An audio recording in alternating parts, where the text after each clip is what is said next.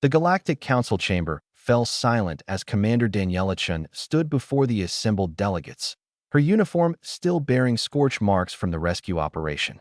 Her dark eyes held something the aliens had never seen before, a cold, calculating fury that made even the war-hardened Krellians shift uncomfortably in their seats. "They took a child," she said quietly, her voice cutting through the silence like a blade.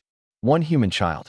Sarah Martinez, age 7, from Colony Outpost Delta 9.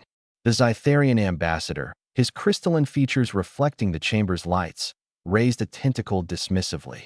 "Commander Chun, while we sympathize with your loss, one casualty hardly justifies the excessive response your species has demonstrated." Daniela's jaw tightened. Behind her, the holographic display showed the smoldering remains of the Kravax homeworld, a planet that 6 hours ago had been the beating heart of an empire spanning 12 systems. Now it was nothing but molten glass and ash. "Excessive." The word came out like a hiss. "Let me tell you about excessive." She activated her datapad, and the display changed to show a small girl with bright eyes and a missing front tooth, clutching a stuffed rabbit. Sarah was playing in the colony's agricultural dome. "The Kravax raiders bypassed our defensive satellites. We still don't know how. They killed 43 adults, but they could have just taken supplies and left. Instead, they took her." The counselors watched as the recording shifted to show the raider ship's interior recovered from their black box. Sarah's screams echoed through the chamber as Kravax warriors laughed, prodding her with shock sticks while streaming it across their military networks as a show of dominance. "They broadcast her torture for 3 hours," Daniela continued, her voice never rising but somehow filling the entire room. "They wanted us to know humanity was weak, that we were just another prey species they could terrorize with impunity." Lieutenant Bennett Morrison appeared beside her, carrying a sealed container. His blue eyes were red-rimmed, and his hands trembled slightly as he set it down. He had been the one to find Sarah's body. "The Kravax made one critical miscalculation," Bennett said, his voice hoarse. "They thought because we're newcomers to the galactic stage, because we smile and negotiate and try diplomacy first, that we're soft." He looked directly at the Zytharian ambassador. "They forgot to ask why a species that evolved on a death world covered in predators, diseases, and natural disasters managed to not only survive, but thrive." Daniela nodded. Within 20 minutes of receiving Sarah's distress signal, the UTC Retribution jumped into Kravax space. 30 minutes after that, we had bypassed every defense they had. They tried to surrender at the 45-minute mark. "And you refused." The Krellian representative growled, though there was a note of something almost like respect in his voice. "We did." Daniela's expression didn't change. "Because they needed to understand something fundamental about humanity. We are not inherently violent. We do not seek war. But when you harm our children, when you broadcast their suffering as entertainment, when you mistake our restraint for weakness, there is no force in this galaxy that can save you from what comes next." Bennett opened the sealed container, revealing a chunk of what looked like emerald green glass. This was their imperial palace.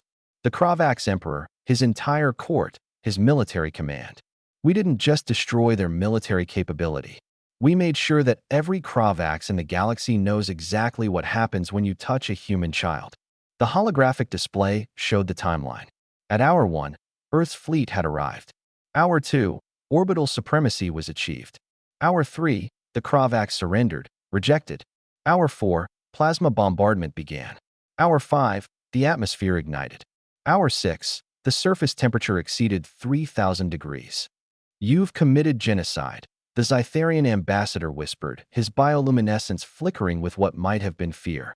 "No," Daniela corrected. "We've sent a message. Every Kravax colony world, every ship, every outpost, they're all intact. We even dropped supply packages and medical aid. But their homeworld? That's a monument now. A reminder." She stepped closer to the council platform, and despite being vastly outnumbered and outgunned in this chamber, not a single delegate moved to stop her. "For 200,000 years, humanity has told itself stories about monsters in the dark," she said. "We created gods and demons, heroes and villains, all to make sense of the darkness. But the truth is simpler and far more terrifying. We are the monsters. We are the thing that goes bump in the night. We just choose, every single day, to be better than that. Bennett placed a hand on her shoulder, and she took a breath before continuing. Sarah Martinez was 7 years old. She wanted to be a xenobiologist. She loved every species she met, collected holoprints of alien wildlife, and talked about exploring the galaxy. Daniela's voice finally cracked, just slightly.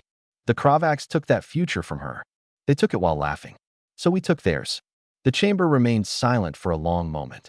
Finally, the Krellian representative stood, his 4 arms crossed in a gesture of respect. The Krellian Confederacy understands. We too know the rage of protecting our young. Perhaps the Council has been too lenient with raiders and slavers, thinking civilized discourse would reform them. His mandibles clicked thoughtfully.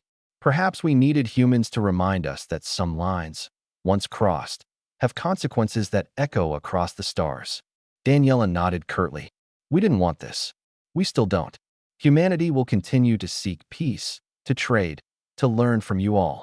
But let this day be recorded in every database, every archive, every historical record across the galaxy. Humanity protects its children. And if you force us to choose between being loved and being feared, we will make you fear us so much that you'll never dare give us a reason to be loved.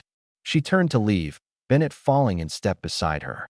As the doors closed behind them, the Galactic Council sat in stunned silence, each delegate privately calculating how their own species would fare against a humanity that had finally shown its teeth.